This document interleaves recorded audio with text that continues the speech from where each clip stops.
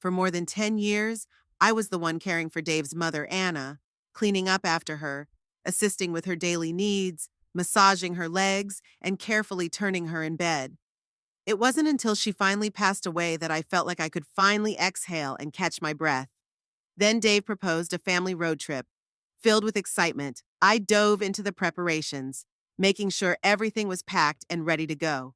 But just as we stood at the doorstep with the car fully loaded, Dave stopped me. His voice was cold and distant. "There's no space left in the car. You'll have to wait for next time." Right beside him, our son Nelson added, "Mom, you're not as young as you used to be. It's a long ride, and you just end up complaining about your back again." Our daughter Daisy brushed past me without a single word and climbed into the car. And just like that, they all left, without me.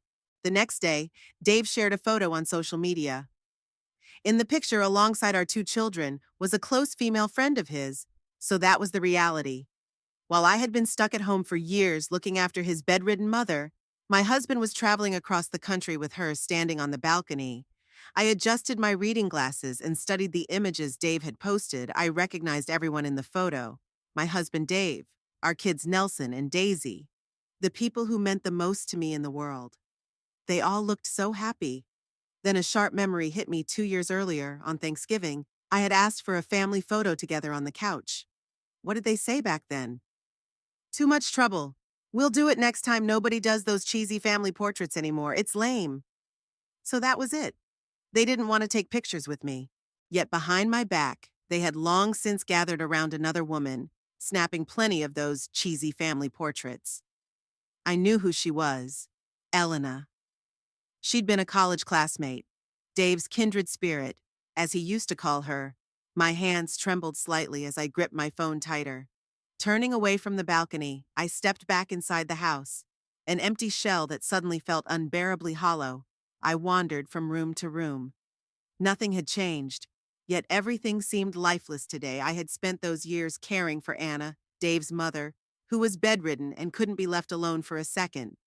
Dave, her son, never wanted to take responsibility. He always had a ready excuse. "I'm a man. It's not my place to do things like that." So all the burden fell on me. Every holiday, every vacation, whenever they went off to travel and have fun, I stayed home. Washing soiled sheets, cleaning stained clothes, I would daydream as I worked, hoping they'd come home and tell me stories of places I'd never seen. But when Nelson and Daisy returned, they were too busy with school. At least Dave would sometimes bring me a gift. That was the only moment he'd put an arm around my shoulder and say warmly, "You've worked so hard, this family wouldn't hold together without you. Jody, marrying you was the best choice I ever made." I'd grown up in the countryside, surrounded by tough, rough-edged men. Those few kind words from Dave felt like honey dripping into my heart, making it lighter. I went into the bedroom and pulled out a small box, my collection of memories: a scarf, a few dried flowers, 2 postcards, a chipped seashell, and a pair of tiny ceramic figurines. Looking at them now, I realized how cheap those little trinkets were. Probably souvenirs picked up at roadside stalls. For over 30 years, he'd placated me with things like these. Then I remembered the scarf Elena wore in that photo. A clear LV logo printed on it. Our son had bought his girlfriend one just like it. Expensive. That single strip of fabric alone was worth more than most of my entire wardrobe and the dried flowers. Now I recalled when Dave gave them to me. He smiled and said, "Fresh flowers don't last. They wilt in days, but these dried ones will last forever, just like our marriage." Looking back now, was that really true? Our marriage had been just like those dried flowers, seemingly preserved by time but brittle, dry, dusty, and unnoticed. If he truly believed dried flowers were better, then why was Elena holding a fresh bouquet of roses in the same photo? The more I thought about it, the angrier I grew, fueled by rage. I dialed Dave's number. He took his time answering, and when he finally did, his voice was low and impatient. "Make it quick." I skipped the pleasantries. So the car had no room for me, but there was room for Elena? There was a pause, too long to be accidental, before he scrambled for an excuse. "Elena just happened to be coming along. She's a friend, nothing more. Besides, she was the one who booked the hotel for me and the kids." "What, are you jealous now?" I let out a bitter laugh. Out of all the hotels in the world, only she could book one? I could have done that too. I took a deep breath before delivering the final jab. Or was it special? Did the hotel she booked come with someone to undress you? Softer sheets, maybe? From the other end, I heard a faint voice calling Dave's name. He didn't argue or try to explain. He just brushed me off with, "Stop talking nonsense. Don't spread rumors. Elena's a dear friend, nothing else." "So what if I didn't bring you this time? You can come next time, all right?" Then he hung up. Not long after, Nelson sent me a message. "Mom, Elena got us a huge discount on the hotel through her friend Daisy and I are watching Dad for you. They're totally on the level, so don't worry. Oh, by the way, I ordered a new computer. It should arrive tomorrow. Can you move it into my room when it gets here? Be careful. It's expensive." I laughed, a dry, hollow laugh. So I'm too fragile for a long car ride, but strong enough to carry a heavy computer for him. How thoughtful. Just like his father, Dave always talked about how much he loved his mother, how hard it was, and how much he wished he could do more. Yet in all those years, the only time he ever shed a tear for her was when trying to impress someone the truth. He barely even fed her. I stared again at the photo, then down at my own rough, calloused hands. Only one thought filled my mind. How dare they treat me like this? I wiped away tears and started searching for Elena's accounts on every social media platform I could think of. It didn't take long to find her. I began scrolling through her photos, one by one, tracing them back through time. It turned out that every few months they went on trips together. Sometimes just the two of them, other times with Nelson and Daisy along. This had been happening for years, never stopping, never missing a trip. And those photos? They were probably on Dave's account all along. He just made sure I, and only I, couldn't see them. I'd been too busy all these years to chat with friends or keep up with anything outside my endless cycle of housework. Washing sheets, scrubbing floors, cooking meals. I'd cared so carefully for Anna that she never once developed a bedsore. That was because I bathed her, massaged her, and turned her every single day. If Dave hadn't slipped up this time and forgotten to block me, I might still be sitting at home, waiting for him to come back like always. But there was one thing I couldn't understand. If Dave loved Elena so much, why hadn't he married her? After all, he was the one who had pursued me, insisted on marrying me. I hadn't always been just a tired housewife once. I was the kind of woman who stood out. Everyone in town knew me. I was smart, independent, and, as some said, tougher than most men. My mother raised me all alone, clocking long shifts at a small-town diner just to make sure I got a proper education. I graduated high school with top marks, and a world full of possibilities stretched out before me. But in a place like mine, gossip spread like wildfire, often drowning out the truth. I never bothered with the whispers. Until one night when a group of local troublemakers followed me home, I wasn't some fragile girl waiting for someone to come rescue me. I grabbed a baseball bat and sent them running. After that, the story twisted into something else entirely. "She's too fierce, no decent man would want her." She probably provoked them somehow. Why else would she be wandering around so late? Had I really done something wrong? Was I expected to just stand there and take it to prove I was proper enough? The police caught those men, but the judgment didn't stop. People still stared and whispered. My mother lay awake at night, worry creasing her face. If this keeps up, who's ever going to want to marry you? Then Dave came into the picture. He was a college student, the rare one from our town who actually made it out one afternoon, right in the busiest cafe downtown. He slipped a love letter into my hand. He didn't flinch at the rumors or the gossip. He made it clear to everyone. This girl is worth loving just like that. The town's whispers died down. People called me lucky.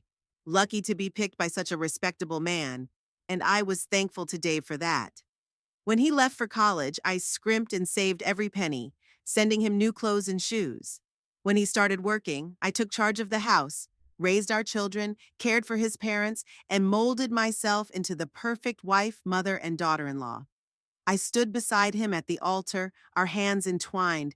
As he promised the minister, "I vow to love, cherish, and remain faithful to you for life."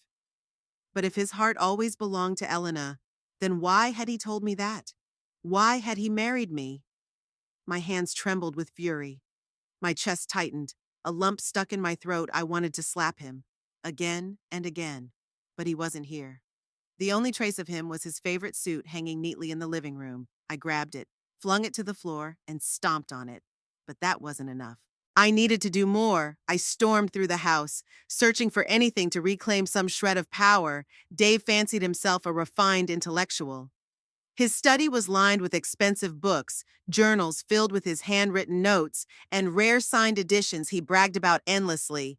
He wore only high-end, perfectly pressed shirts, and his leather shoes gleamed every day. And fishing. He loved it with a passion. I'd always been the one cleaning and organizing his gear after every trip I had done so much for him. What did I get in return? Burning with anger, I grabbed his treasured fishing rod and snapped it in half.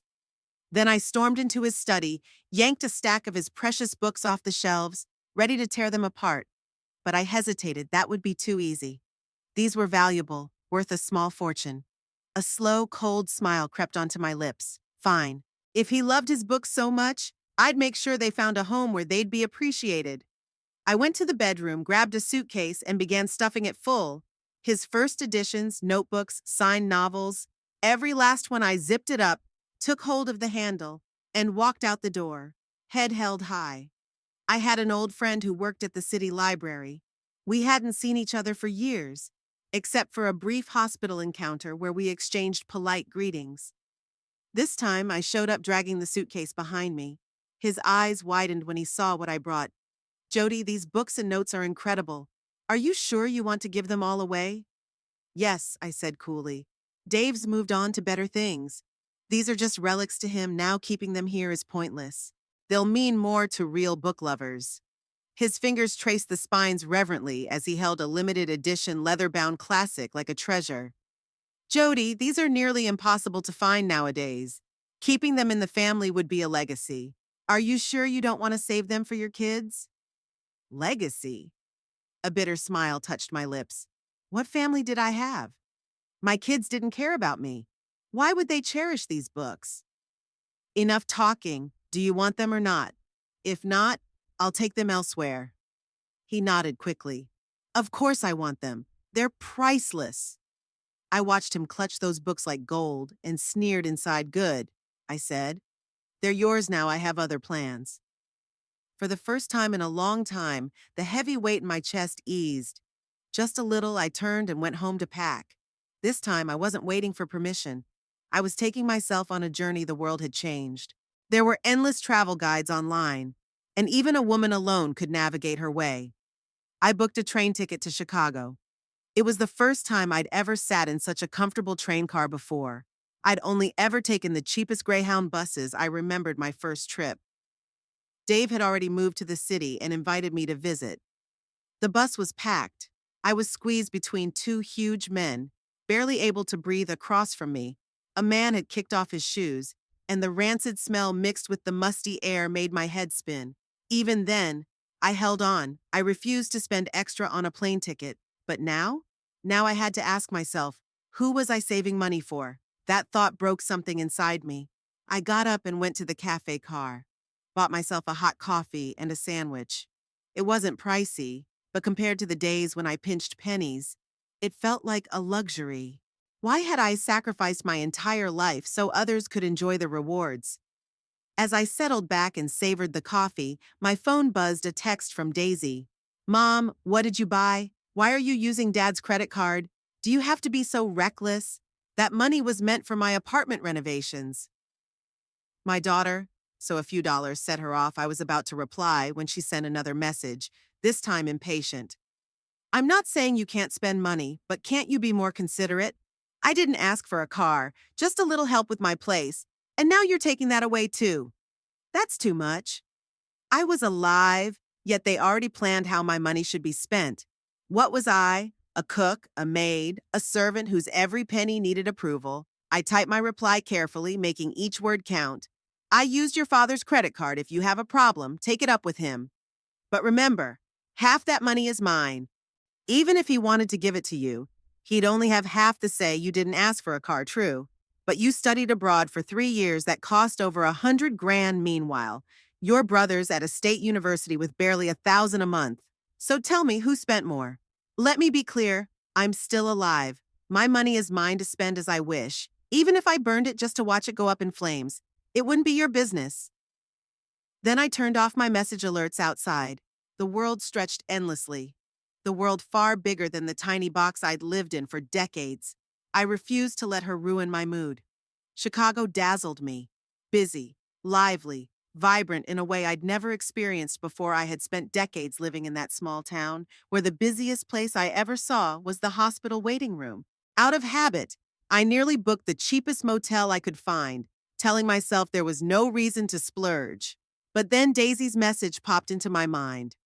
I thought about how she and her father had spent countless vacations soaking in hot springs and lounging in luxury five-star resorts, never once batting an eye at the cost. Why was I the only one expected to pinch every penny? So I did the exact opposite. I chose a hotel that looked upscale, and it was absolutely worth it. The lobby had a scent all its own, something that screamed luxury above me. A massive crystal chandelier sparkled brilliantly, scattering rainbows across the polished marble floors so smooth they reflected every movement. The young woman at the front desk welcomed me with a warmth I hadn't felt in years, genuine politeness, free of any agenda or obligation. She smiled simply because she wanted to be kind. She handled my check-in swiftly, and soon I was sinking into a bed so soft, it felt like I was floating on air. That was when it struck me. No wonder Dave and Elena always looked so fresh and young. This was their everyday when they traveled. They woke up surrounded by comfort like this. Naturally, they appeared happy, relaxed, carefree. They were pampered by people whose whole job was to make their experience flawless. Meanwhile, I rose every morning to the harsh blare of an alarm and the crushing weight of endless chores. My daily routine was haggling with market vendors over a few dollars, arguing over shortchanged portions of meat and vegetables, stretching every last cent as far as it could go. If I'd known all my scrimping and saving was just going to be spent by someone else, I would have stopped haggling years ago. Hell, I would have happily paid double just to see more smiles around me. But that was just a thought. Because when I woke the next morning and realized I'd shelled out over $400 for one night, my stomach twisted in knots. And remembering that Dave had been spending that kind of money for years made my chest ache even more. Still, there was a city to explore. The front desk girl was as cheerful as ever, patiently explaining how to take the train to Millennium Park before leaving. I asked her, "Hotels like this, they're always this pricey, right? No matter where you go?" She gave me a puzzled look. "Ma'am, this isn't a luxury hotel. We're just a chain of budget-friendly business hotels. Five-star places charge way more." Then, noticing my expression, she quickly helped me download an app to compare hotel prices and book in advance.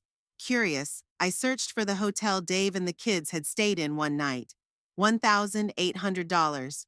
I stepped outside into the bustling streets of Chicago, watching the crowd stream past me in waves, and I laughed. "Jody, what a joke you've been all this time. You thought you were living in luxury, turns out you weren't even close to touching their leftovers."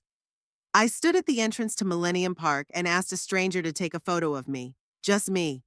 Yet somehow it felt complete. I stared at my image on the screen. A vague memory surfaced. The last time I'd taken a photo was during our wedding shoot with Dave back then. My hair was thick, my smile bright, and my voice rang out louder than anyone else's. Now, my hair was streaked with gray, my face etched with fatigue. It was as if decades of marriage had drained me completely. But the moment didn't last. My phone rang. It was Dave. "Jody, where the hell did you take my credit card? Where are you?" I couldn't tell if his panic was real or just an act. Either way, I answered calmly, "I'm in Chicago." He hesitated, then snapped, "What are you doing running off like this? You've never traveled far before. What if something happens?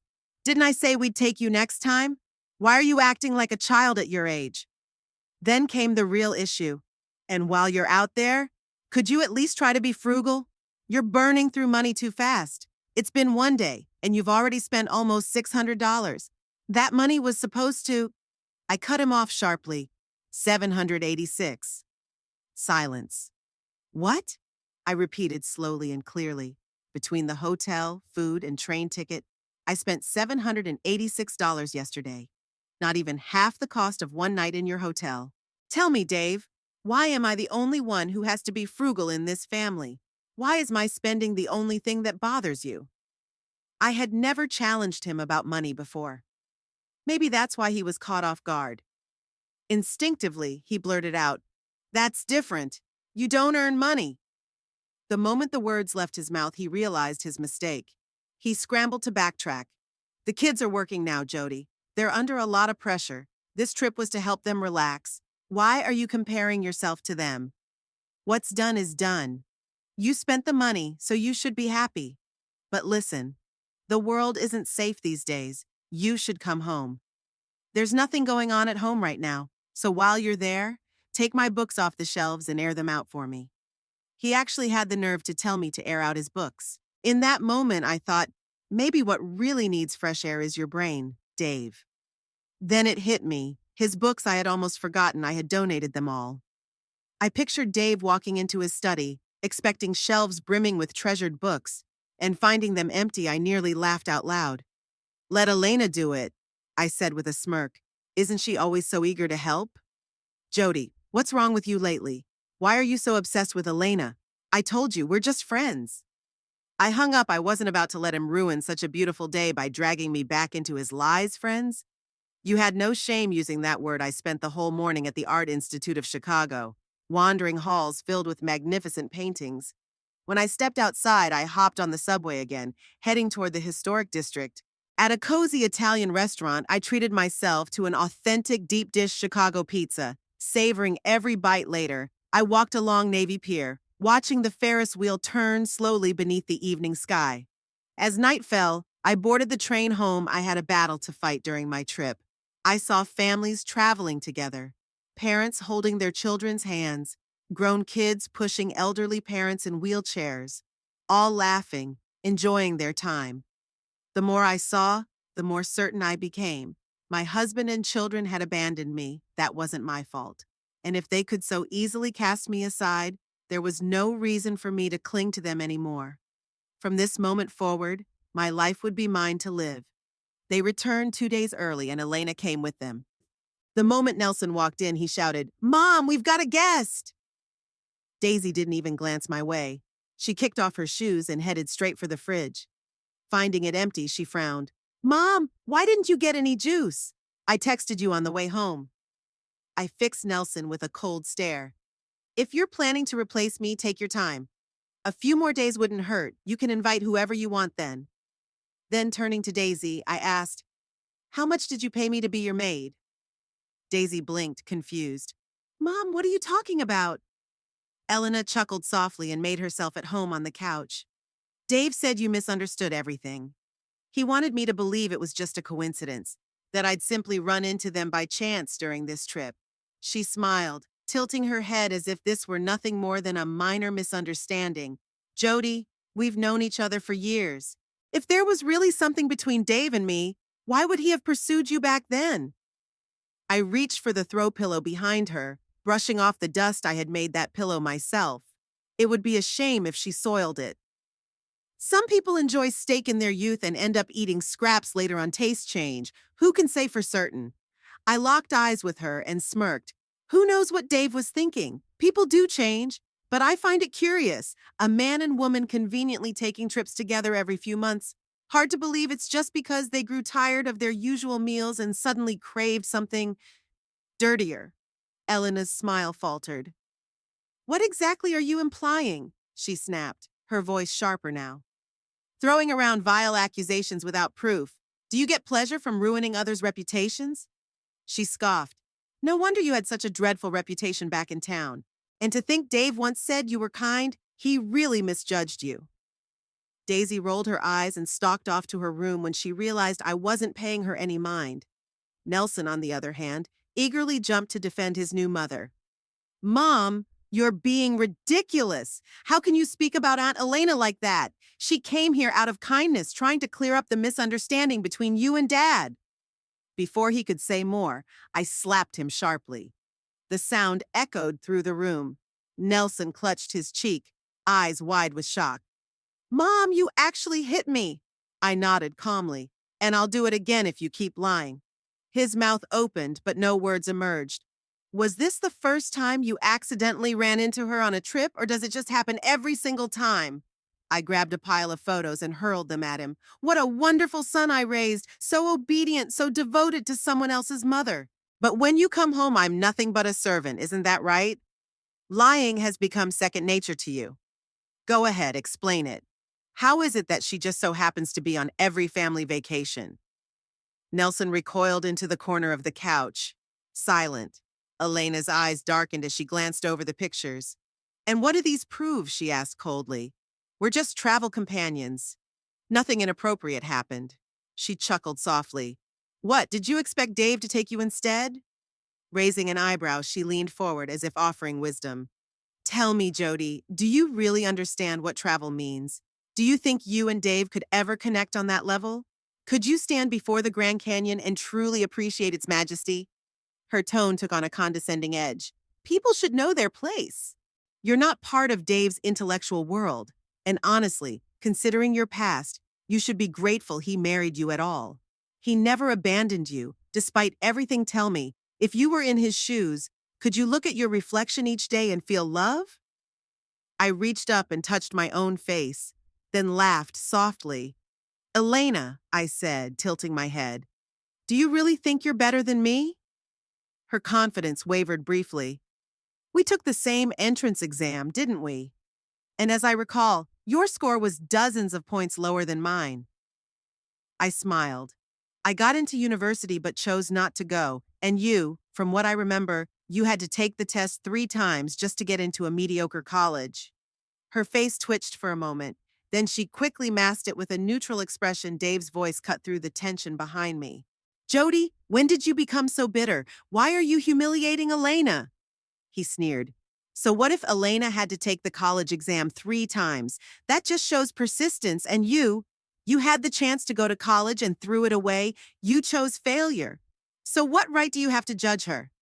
I took a deep breath, set my cup down with deliberate calm, and turned to face him, my gaze sharp as a blade. You have the nerve to say that? I scored higher than you if you got into college. Don't you think I could have? Or have you conveniently forgotten why I never went? It was because you had me running errands for you right before the application deadline. I missed submitting my paperwork because you needed me to clean up after you. I stepped closer, voice steady and cold. Who paid your tuition when your mother ran off at the mention of money? Who bought your crisp new shirt so you wouldn't look like a pauper in college? Who kept you afloat when your family abandoned you? Me? It was me. And now you stand here and call me a failure? Dave's face flushed bright red. Whether from shame or anger, I didn't care. His fists clenched tightly at his sides. Jody, you're a bitter, cruel woman. Elena placed a delicate hand on his arm, slipping into her usual fragile, pitiful mask. Nelson, who had remained silent until now, suddenly burst out to defend them. Mom, that's enough. Can't you talk without attacking people? I let out a sharp laugh and stared him down. Fine. Then tell me, why is it always Elena going on vacations with Dad instead of me? You 3 disappear on your little trips, and when you come home, I'm expected to play maid. So, Nelson, do you see me as your mother or just a free housekeeper? Nelson opened his mouth, then closed it again. No answer came. You think you're the victim?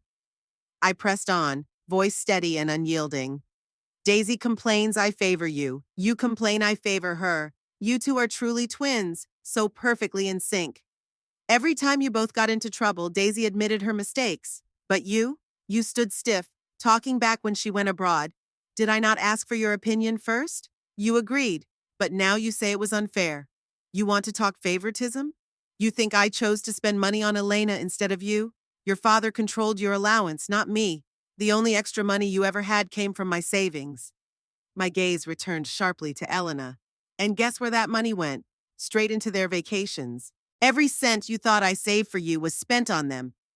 Nelson's face twisted as he glanced at me, then at Dave, who avoided his gaze. Without a word, he stomped off to his room. The final piece fell into place. I turned to Dave, voice calm but resolute. I want a divorce. Dave hadn't even registered my words before Elena gasped, clutching her chest as if struck. No, you can't divorce him. Her usual composure shattered. What would that make me? This would ruin my reputation. I haven't done anything wrong. Dave, by contrast, looked utterly indifferent. Holding Elena's hand firmly, he smirked. Are you sure? He asked, amusement dripping from his tone. You really want to go through with this, Jody? Honestly, what can you do on your own? Who's going to support you? No one will hire you. I let out a slow, icy chuckle. You actually have the gall to say you support me? Tell me, Dave, do you know how much you owe me? Hiring a nurse for a bedridden patient costs at least $2,000 a month. I cared for your mother 16 years. You strutted around college in expensive clothes paid for by me sewing late into the night. Your first job paid only $1,500 a month, remember? Meanwhile, I raised 2 children and took seamstress work just to keep the household afloat. And now, after everything I've done for you, you have the nerve to claim you supported me? Dave's face flushed. Whether from anger or shame, it didn't matter to me. I pulled a stack of papers from my bag and set them on the table. Sign this, we're finalizing everything tomorrow. Dave snatched the divorce papers and skimmed the terms, then sneered cruelly as he tore them to pieces. Half my assets, dream on. The best I'll give you is 15 grand. Take it or walk away with nothing. I smiled calmly. Are you sure you want to go down that road, Dave? I'm offering you a clean break so you and your dear friend can finally live happily ever after. Dave scoffed. There's no reasoning with you. I nodded. Fine, Dave. Just remember, you made this choice. I grabbed my bag and headed for the door behind me. His voice called out one last time. Jody, where do you think you're going? The house isn't even clean yet. I didn't look back. Go to hell, Dave. Early the next morning, I stood outside Dave's office building, a large poster board propped beside me, plastered with photos and details of Dave and Elena's tangled affair. A crowd gathered, but I wasn't ashamed in the slightest. When asked, I told the story clearly. How he was a heartless man who leeched off his wife for half his life, built himself up by draining me, then tried to kick me out with nothing. Dave always played the principled gentleman, preaching loyalty and responsibility to anyone who'd listen today.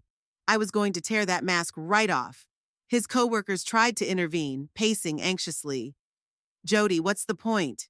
One pleaded. Maybe Dave made mistakes, but do you really have proof of anything physical between him and Elena? Why not just get him to apologize? You've been married so long. You should be enjoying life by now. Why make a mess like this? I turned to him with a cold smile. Enjoy my life? I sneered. Which life? The one filled with laundry and cooking?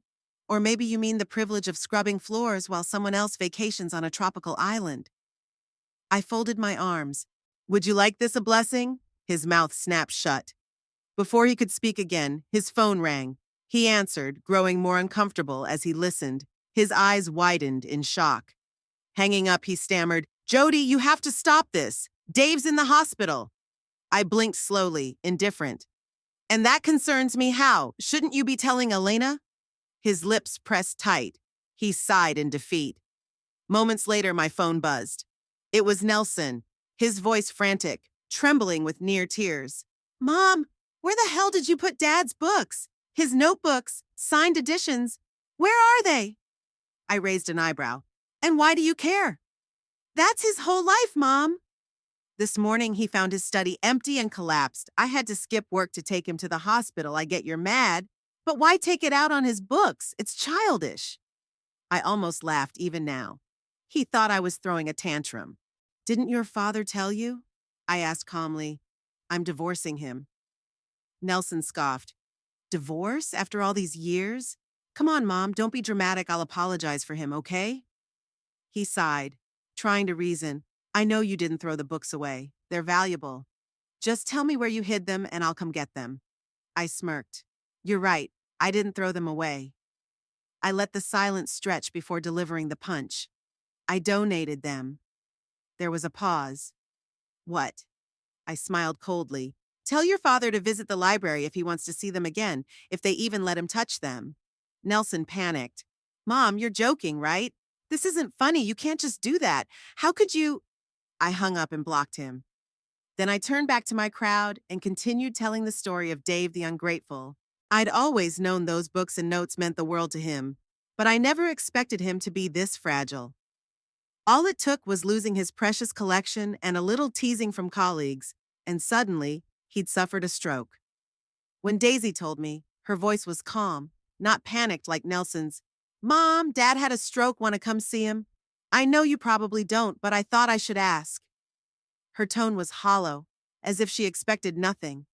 For a moment, I felt the old urge to comfort her, to say something, but I held back. She was 30 now, not the little girl who once hugged me tight and whispered, "I love you most, Mommy." In the end, I replied simply, "I won't be coming. This would only complicate the divorce I plan to sue him." The court battle dragged on a full year. Dave tried using his connections to delay, but ultimately couldn't stop the inevitable. When the ruling came down, he had to split our assets evenly. That torn-up agreement? It cost him more in legal fees than he bargained for. His health never recovered. Elena cared for him for a while, but soon grew tired of living with a broken man who'd lost everything. One day, without warning, she packed up and left. Nelson and Daisy, worn out by the chaos, had long since moved on to their own lives. The same children who once relied on him financially now couldn't care less.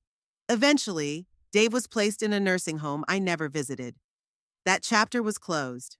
After the divorce, my days grew lighter than I'd ever imagined. I stayed in the coastal town for a year before enrolling in a community crafts class. I spent my time doing what I loved, learning to weave, taking on small sewing projects, even setting up a modest tailoring stand. I wasn't rich, but for the first time, I was free. Occasionally, I took the train to new places.